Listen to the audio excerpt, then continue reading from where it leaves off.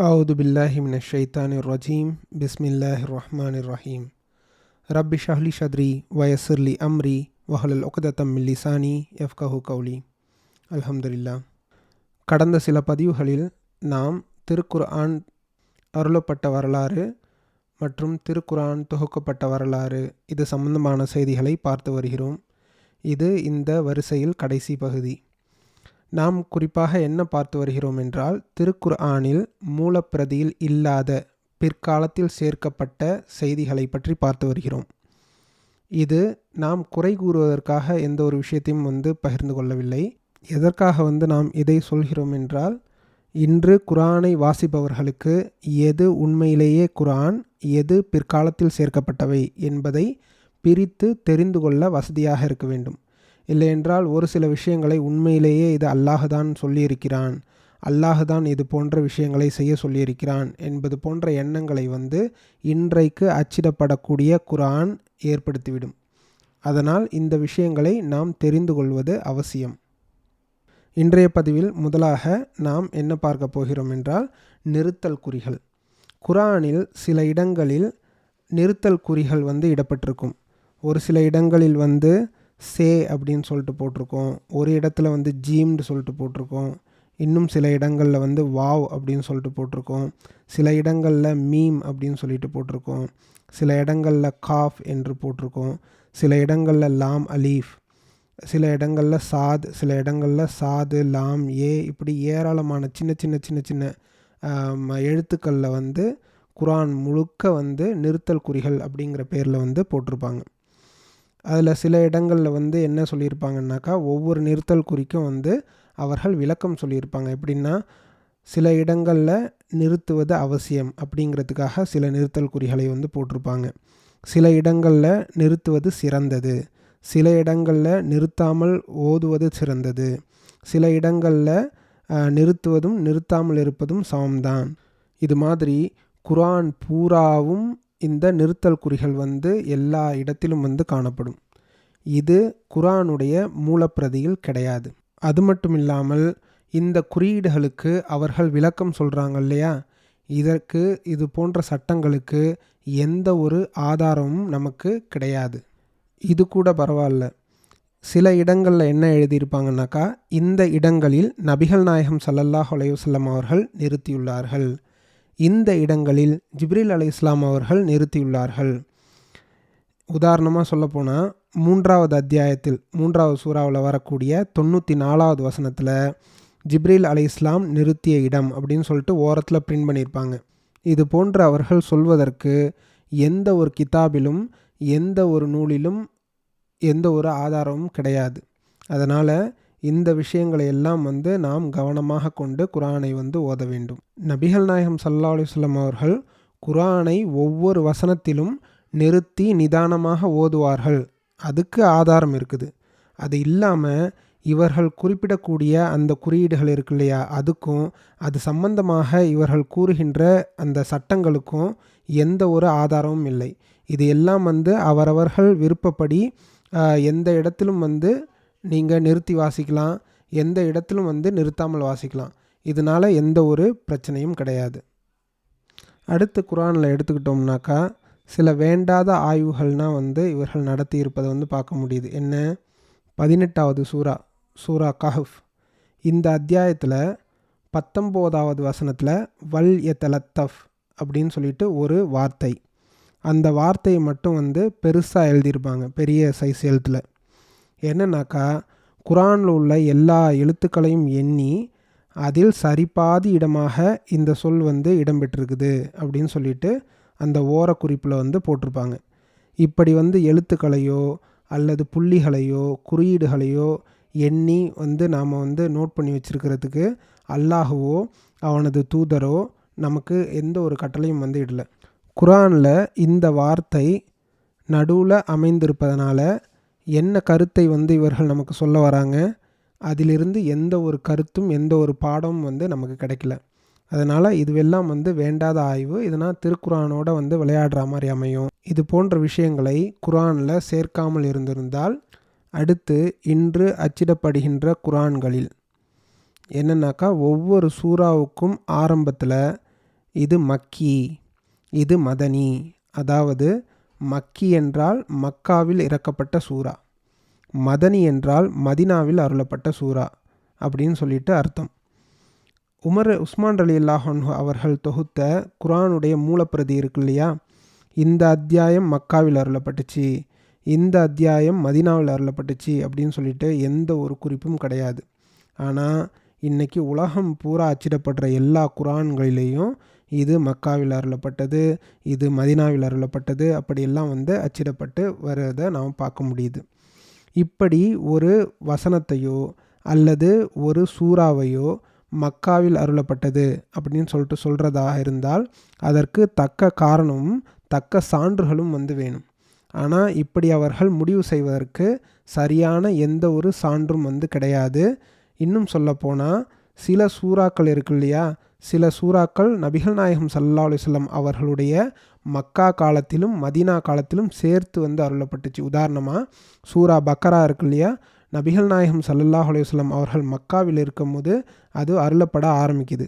சில வசனங்கள் நபிகள் நாயகம் ஸல்லல்லாஹு அலைஹி வஸல்லம் அவர்கள் மதீனாவில் இருக்கும்போது மீதி வசனங்கள் எல்லாம் அருளப்படுது.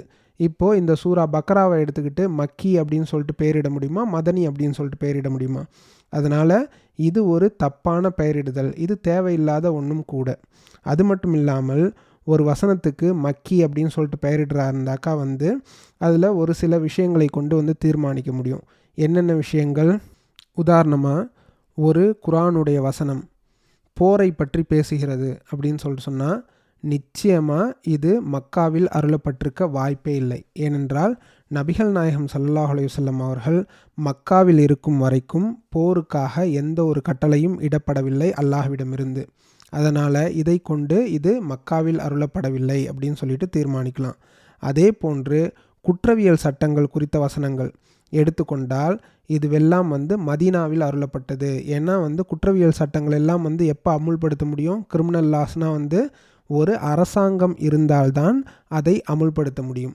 திருடுனா கையை வெட்டுங்க, விபச்சாரம் பண்ணாக்கா கல்லால் அடித்து கொள்ளுங்கள், இது போன்ற சட்டங்கள் எல்லாம் நபிகள் நாயகம் ஸல்லல்லாஹு அலைஹி வஸல்லம் அவர்கள் ஒரு அரசாங்கத்தின் தலைவராக இல்லாத பட்சத்தில் இது அவர்களுக்கு அருளப்பட வாய்ப்பில்லை. அதனால் இது போன்ற குற்றவியல் சட்டங்கள் எல்லாம் மதீனாவில் இருக்கும்போது தான் அவர்களுக்கு அருளப்பட்டது. இதை வைத்து கொண்டு இந்த வசனம் மதீனாவில் அருளப்பட்டது அப்படின்னு சொல்லிட்டு நாம் முடிவுக்கு வர முடியும்.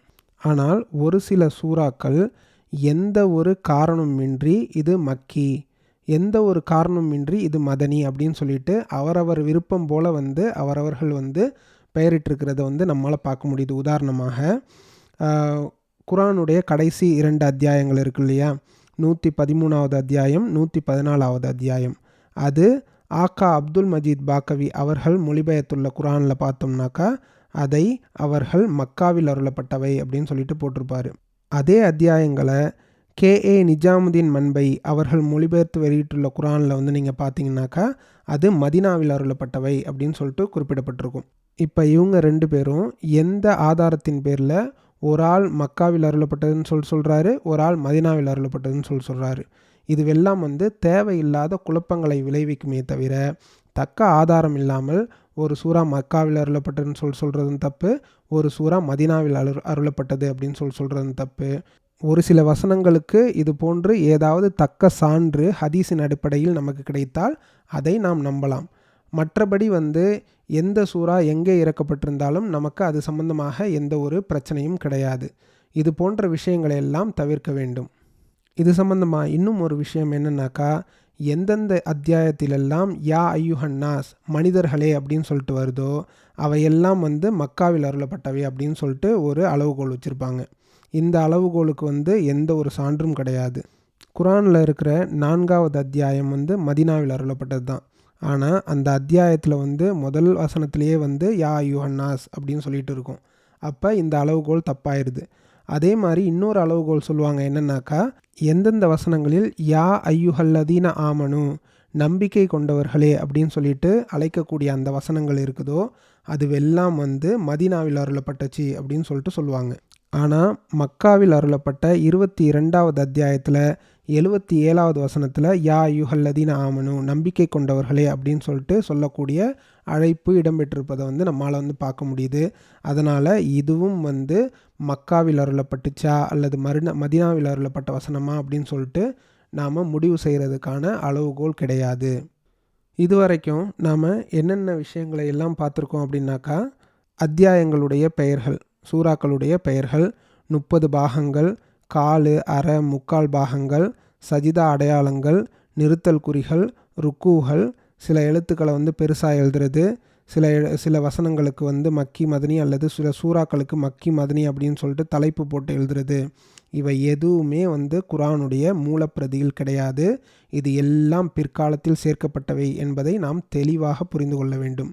யாராவது எது குரான் இல்லை என்று பிரித்து பார்க்க வேண்டும் அப்படின்னு சொல்லிட்டு நினச்சிங்கனாக்கா, இந்த விஷயங்களை எல்லாம் ஒமிட் பண்ணிவிட்டு, இந்த விஷயங்களை எல்லாம் தவிர்த்து விட்டு பார்த்தால்தான் அது மூலப்பிரதியோடு பொருந்தக்கூடிய குரான் அப்படிங்கிறத நாம் புரிந்து கொள்ள வேண்டும். அடுத்து, குரானில் எத்தனை வசனங்கள், எத்தனை ஆயத்துக்கள் இருக்கின்றன என்பதில் வந்து நிறைய கருத்து வேறுபாடுகள் இருக்குது. அலி ரலியல்லாஹு அன்ஹு அவர்கள் வந்து சொல்லுவாங்க 6218 வசனங்கள் அப்படின்னு சொல்லிட்டு. இப்னு அப்பாஸ் ரலியல்லாஹு அன்ஹு அவர்கள் வந்து சொல்கிறாங்க 6616 வசனங்கள் அப்படின்னு சொல்லிட்டு. ஹுமைத் என்பவர் வந்து சொல்கிறாரு 6212 வசனங்கள் அப்படின்னு சொல்லிட்டு. அதா என்பவர் வந்து சொல்லுவார் 6177 வசனங்கள் அப்படின்னு சொல்லிட்டு. மக்கள் வந்து எப்படி பொதுவாக சொல்லுவாங்கன்னா 6666 வசனங்கள், இதுதான் வந்து பரவலாக வந்து நம்ம சொல்லிக்கிட்டு இருக்கிற விஷயம். ஆனால் உண்மையிலேயே இன்றைக்கு உலகம் முழுவதும் அச்சிடப்படக்கூடிய குரான் பிரதிகளில் 6236 வசனங்கள் இருக்கின்றன. ஆனால் அல்லாஹுவோ அவனது தூதரோ குரானில் இத்தனை வசனங்கள் தான் இருக்குது அப்படின்னு சொல்லிட்டு எந்த ஒரு இடத்திலும் வந்து சொல்லவே கிடையாது. அது மட்டும் இல்லாமல் இந்த குரானுடைய ஆயத்துகளுக்கு, குரானுடைய வசனங்களுக்கு எண்கள் போடுகிற விஷயம் வந்து பிற்காலத்தில் வந்தவர்கள் தான் வந்து செஞ்சுருக்காங்க. உஸ்மான் ரலியல்லாஹு அன்ஹு அவர்கள் தொகுத்த மூலப்பிரதியில் எந்த ஒரு வசனங்கள் முடிவுறும் போதும் வந்து இது 1வது ஆயத்து, இது 2வது ஆயத்து அப்படின்னு சொல்லிட்டு எந்த ஒரு இடத்திலும் வந்து நம்பர் போடவும் கிடையாது. அது மட்டும் இல்லாமல் பிற்காலத்தில் வந்தவர்கள் இது போன்று எண்களை போடும்போது சரியான வகையில் கவனம் செலுத்தி ஒவ்வொரு வசனமும் சரியான முறையில் முடிந்ததுக்கப்புறம் அதை வைத்து வந்து எண்களை இட்டிருக்காங்களா அப்படின்னு சொல்லிட்டு பார்த்தோம்னாக்கா, அதுலேயும் வந்து நிறைய பிழைகளை வந்து செஞ்சுருக்கிறத வந்து பார்க்க முடியுது. குர்ஆன் தன்னுடைய வசனங்களை குறிப்பதற்கு ஆயத் அப்படிங்கிற சொல்லை வந்து பயன்படுத்துகிறத பார்க்க முடியுது. ஆயத்துனா என்ன அர்த்தம்? சான்று, ஆதாரம் அப்படின்னு சொல்லிட்டு பொருள். ஒவ்வொரு வசனமும் ஒரு முழுமையான கருத்தை தந்தால்தான் வந்து அது ஒரு சான்றாக அமையும். அப்படி இல்லாமல் ஒரு பாதி வரி வந்து ஒரு வசனத்துலேயும் மறுபாதி வரி வந்து இன்னொரு வசனத்துலேயும் இருந்தாக்கா அது ஒரு முழுமையான பொருளை தராது. உதாரணமாக 4வது அத்தியாயம் சூரா நிசாவில் 168வது வசனம், அதில் என்ன போட்டிருக்குது? அவர்களுக்கு வழிகாட்ட மாட்டான், வலா லி யஹ்தீக்கும் தரீக்கன். அடுத்து 169வது வசனத்தில் நரகத்தின் பாதைக்கே தவிர இல்லா தரீக்கன் ஜஹன்னம் அப்படின்னு சொல்லிட்டு வந்திருக்குது. இந்த 2 ஆயத்தையும் சேர்த்து பார்த்தால்தான் அது ஒரு முழுமையான பொருள் தரதாக இருக்குது. ஆனால் இதை 2 ஆயத்துகளாக பிரித்து போட்டிருக்கிறத நம்மளால் பார்க்க முடியுது. இது ஒரு உதாரணம் தான். இது மாதிரி வந்து நிறைய உதாரணங்கள் வந்து இருக்குது. அதனால் யாரெல்லாம் வந்து இந்த குர்ஆனுக்கு எண்கள் இட்டார்களோ, ஆயத்துடைய நம்பர்களை வந்து இட்டார்களோ, அவர்கள் பெரும்பாலும் வந்து அந்த வார்த்தையுடைய அந்த சத்தத்தை கொண்டு முடிக்கிறத பார்க்க முடியுது. எக்ஸாம்பிள் வந்து யாலமூன், தாலமூன், யஃப்அலூன் இந்த மாதிரி வந்து முடியுதா, அங்கே ஒரு ஆயத்து நம்பரை வந்து போட்டுற வேண்டியது. அது சரியான முறையில் வந்து கருத்தை தருதா, அது ரெண்டும் ஒன்றிணைந்து வந்து இருக்க வேண்டிய வசனமா, இதெல்லாம் வந்து அவர்கள் கருத்தில் கொள்ளவில்லை. அதனால் இந்த ஆயத்துகளுக்கான நம்பர்கள், இந்த ஆயத்துகளுக்கான எண்களை இட்டதும் வந்து பிற்காலத்தில் தான் வந்து நடந்துச்சு. இவ்வளவு செய்திகளை நாம் தெரிந்து கொண்டால் வந்து போதுமானது.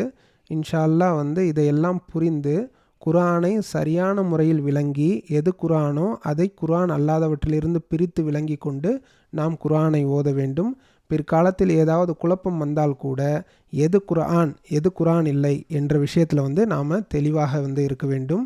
அல்லாஹ் கேட்டபடி புரிந்து நடக்கக்கூடிய நல்லடியார்களாக நம் அனைவரையும் ஆக்கி அருள் புரிவானாக. வாஹித் தவானா அல்ஹம்துலில்லாஹி ரப்பில் ஆலமீன். அஸ்ஸலாமு அலைக்கும் வரஹ்மத்துல்லாஹி தஆலா வபரகாத்துஹு.